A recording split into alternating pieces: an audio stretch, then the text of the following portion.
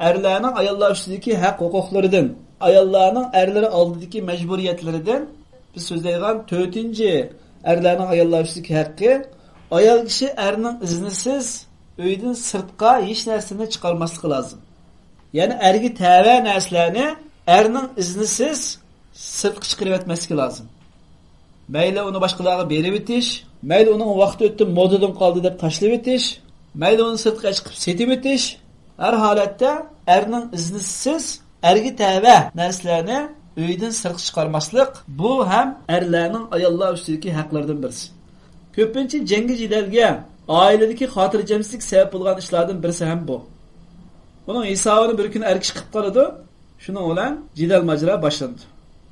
Erning mol mulkini erning iznisiz har xil yo'llar bilan sirtqa chiqarmaslik haqida Abu Davud kelgan Shayx Albani sahih hadislarning qatoridan sanagan Abu Umama radhiyallohu anhudan rivoyat qilgan hadisda Abu Umama radhiyallohu anhu shunday deydi-ki, men Rasululloh sallallohu alayhi vasallamning mundaq deganligini angladim. La tunfiqul mar'atu shay'an min baytiha illa bi izni zawjiha. Faqila ya Rasulullah wa la ta'am qal zaka afdalu amwalina. Peygamber aleyhisselam deydi-ki, ayol kishi erining iznisiz uydan hech qanday bir narsani nafiq qilmasin. Bu yerda gap nafiqa mavtihi. Chiqib setib etgan ish yo'q. Men modadan qoldi deb axlat sanduqqa tashlab etgan ish yo'q. Nafiq qilish. Ya'ni hojatmanlarning hojatidan chiqish uchun sadiq ihson qilish, hadiya qilish. Rasululloh deyotdi-ki, ayol kishi erining iznisiz u uydan hech bir narsani nafiq qilmasin. Ya Rasululloh, taommi shundan qatori kirkitamdi deb so'ralgan vaqtida Payg'ambar alayhisalom javob berib, taom texi bizning mollarimizning eng yaxshisi, eng afzali. Demak, betariq a'lo taom degan o teximi erning iznisiz sirtqa chiqargan narsa emas. Demisizmi shundaq? Qozon qaynamay, na ibodat, na tijorat, na xizmat o'rganish joyiga tushmaydi.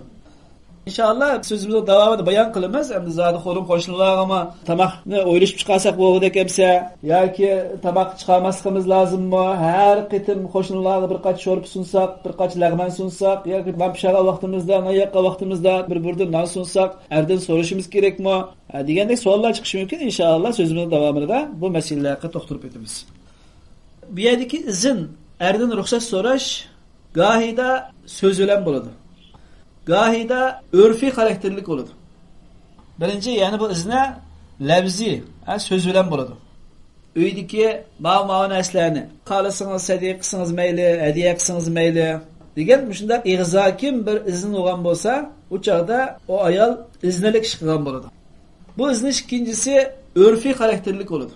Yani uydaki nerslerini sırtkilerge nepik kılış, xulum qo'shinlarga chiqarish, hadiya qilish, ihson qilish masalalarida shu qavm, shu millatning ichida qanday bir urf-odat shakllangan bo'lsa, bu urf-odatmi shu erning iznisiga dalolat qiladi. Masalan, xulum qo'shinlarga tamoq chiqarish masalasi. Uyg'urlarning urf-odatida bor bu ish. Yoki bir noyoqqa vaqtimizda issiq nondan bir ikki parcha qo'shnimizga chiqarish, bu ham bizning urf-odatlarda bor. Muhojirchilikda bu urf-odatimiz tashlanib kelayotgan bo'lsa-mi? Vatanlarimizda bor edi bu. Demak, buni erdan so'rab o'tirishning hojati yo'q. Chunki er uningga rozi bo'ladi. Kichigidan ko'rib cho'ng bo'lgan odatlarimiz bu. Men qo'shnimga tamoq chiqaraymi yoki men nonni qo'shnimga sunaymi deb so'rab o'tamiz-mi? Erning buningga urfiy xarakterlik bir ijozati bor. Agar shuningga yana er cheklimi qo'yib qo'ygan bo'lsa, men qo'shniga tamoq bermaysiz, non chiqarmaysiz, bu yaxshi emas. Onun nima sababdir bor, uni o'rganishga to'g'ri keldi, lekin erning xulum qo'shnilar bilan bo'lgan manda munosabatlarni cheklim qo'yib qo'yish asli yaxshi ahvol emas. Lekin shunday bir cheklimi qo'yilib qolgan ahvol ostida u chaqda ayol kishiningki erga itoat qilishi vojib bo'ladi. Yoki er kishiningki iznisiga dalolat qilgan 3-xil ahvol, ayol kishi shunda qarab, erning o'zining axloqidan, xulqi mijozidan shu narsani sirtqi nafiy qissa, sirtqi chiqarsa, rozi bo'lganligini bilgan bo'lsa, cheklamaydiganligini bilgan bo'lsa, buni ham nafiy qissa bo'ladi.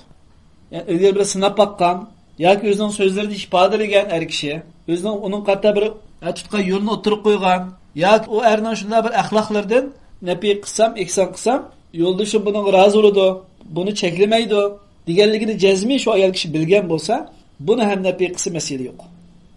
Demek 3 xil ahvol ostida ayol kishi sidqi nafiy qilsa bo'ladi. Mana bu işte ahvol ostida ayol kishi sadiq qilsa, nafiy qilsa, u ajrining yerimini er kishi oladi, yerimini ayol kishi oladi. Gerçi er kishi xabarsiz qolgan bo'lsa-mu, yuqorgi ahvollar ostida ajri er ayolga teng bo'ladi. İnşallah bunun dalillerini o'zini o'tgan bayon qilamiz. Yuqorida bir gapni qilib o'tib ketdik. Örüp odatda ba'zi bo'lgan narsalar olib qolsa, er kishininki iznisiz ayol kishi uydagi erga tava narsani sirqib chiqarsa bo'ladi dedik. Bu to'g'riroq qarashni o'tirib qo'ydik biz. Ammo bu qarash haqida ikki xil hukm bor. Ya'ni ayol kishi erning iznisiz erga tava narsalarni sirqib chiqarsa bo'lamdi deganda to'g'riroq qarash bo'ladi.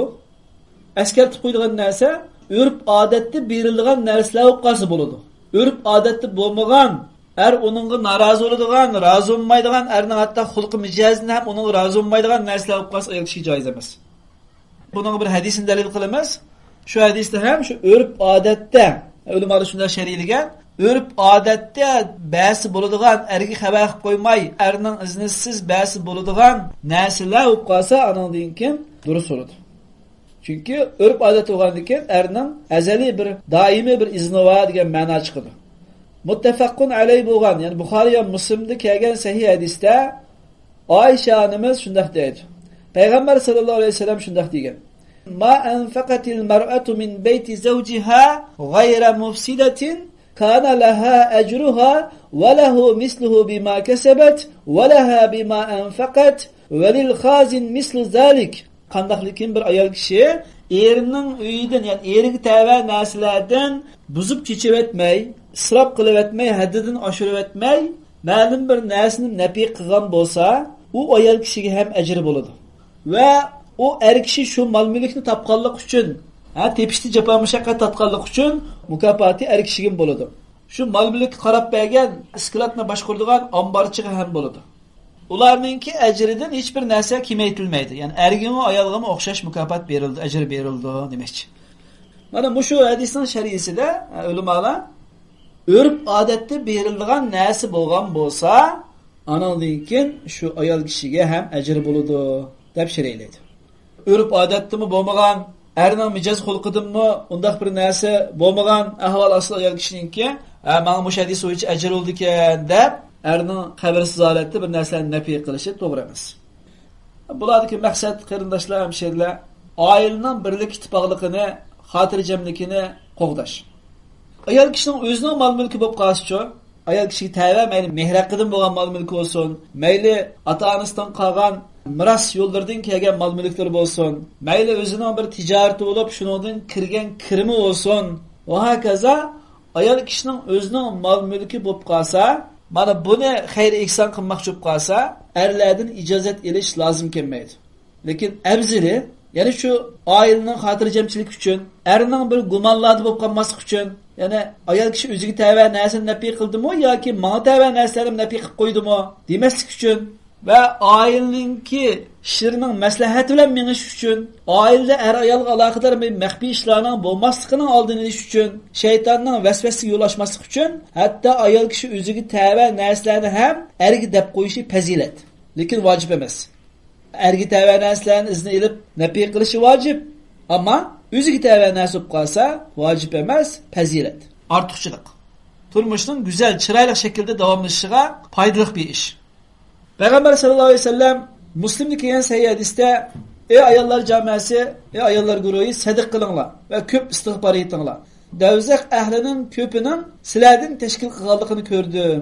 Deganidan ayollarning o'ziga tava mol-mulklarni sadiq qilish, ihson qilish, nafiy qilish ekanligi chiqadi. Shu vajdan ayollar bunga ahamiyat berishi lozim.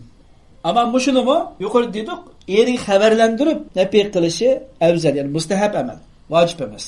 Nima uchun? Biz ilgari qitimli suhbatlarimizda to'xtaldik. Ayol kishining yaratilishidagi asli maqsad erni xotirjam qilish edi. Liyaskuna ilayha. U Havvo onamizni, Odam otamizni xotirjam qilish uchun Alloh yaratgan edi. Shu vajdan ayol kishi o'ziga tava narsalarni mu erga xabarlantirib qo'yib, sadiq ihson qilishi, nafiy qilishi erni xotirjam qiladi. Ayol kishi o'zining yaratilish maqsadiga uyg'unish qilgan bo'ladi.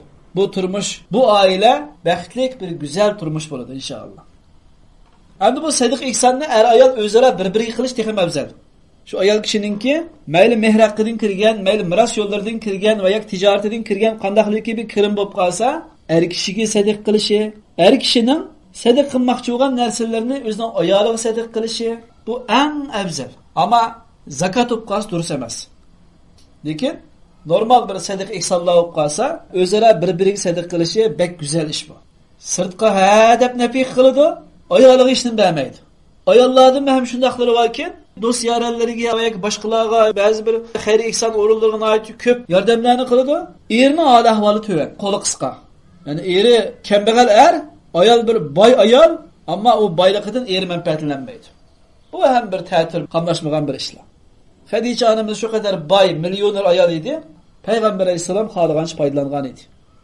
Demak, mana bu ayollar o'tirsida qilingan hadiya, sovg'a, salom, bir-biriga qilingan sadiq ihsonlar mehr muhabbatni kuchaytiradi. Ayollik rishtasini chingitadi, do'stlikni ulg'aytiradi. Payg'ambar sallallohu alayhi vasallam bir-biringlarga hadiya qilishinglar, shunda qilsanglar do'stlikinglar kuchaydi degan. Sahihul Jami'da shunday bir hadis bor. Ayollar bunga bek loyiq. Bir tal paypoq bo'lsinmi yoki bir tal gul bo'lsinmi, o gulni setib olmagan holatda ko'chining bo'yidagi unib qolgan bir tal chiroyliroq gulni bo'lsinmi, ayoliga hadiya qilsin. Bozorga chiqqan vaqtida 1 liralik paypoqni bo'lsinmi, eriga hadiya qilsin. 1 liralik pul bilan million pulga setib olgan olmaydigan turmush xotirjamligini qo'lga keltirib olamiz. Muhabbatni kuchaytiradi. Ayol shuni unutmaydi. Yuragini, qalbini o'zimizga bog'lab olamiz. Bu aqlli ayollarning qilgan ishi. Oxirida so'zlab o'tadigan yana bir mazmun, erning iznisiz ayol kishi uyiga odam kirmasligi lozim. Bu mu erlarning ayollar ustidagi haq huquqlaridan birisi. Erning iznisiz uyiga odam kirmaslik, odam boshlamaslik haqida ayollarga payg'ambar sallallohu alayhi vasallam yo'l ko'rsatib, shunday dedi. La yahillu lil mar'ati an tasuma wa zawjuha shahidun illa bi iznihi wa la ta'zana fi baytihi illa bi iznihi wa ma anfaqat min nafaqatin an ghayri amrihi fa innahu yu'adda ilayhi shatruh. Abu Hurayradan kelgan, Buxoriyda kelgan sahih hadis. Mana bu hadisda Rasululloh sallallohu alayhi vasallam shunday deydi ekan, ayol kishiga eri uyda turib, onun iznisiz, yani erdan bir so'rab o'tmay roza tutishi halol bo'lmaydi. Bu yerga roza nafl roza qartilgan. Buning ijozat qiladigan, shuning qiziqtiradigan er kishi bo'lib qolsa, ash izni shu. Chunki o rozani tutgandan keyin ba'zi kunduzlik araya o'tirishga halol ishlarni haromga aylantirib qo'ydi, cheklab qo'ydi. Shu vajdan bu yerda uyda bor turib, erning xabarsiz holatda ayol kishining nafl roza tutilishi halol bo'lmaydi. Eri uyda bo'lsin, bo'lmasin, farz rozani so'ramay tutaveramiz. Çünkü Allah buyurgan iş o. Bir yerdeki roza nafl roza. Ve ayol kishiga halol bo'lmaydi yana erning iznisiz uning uyiga odam boshlash. Ve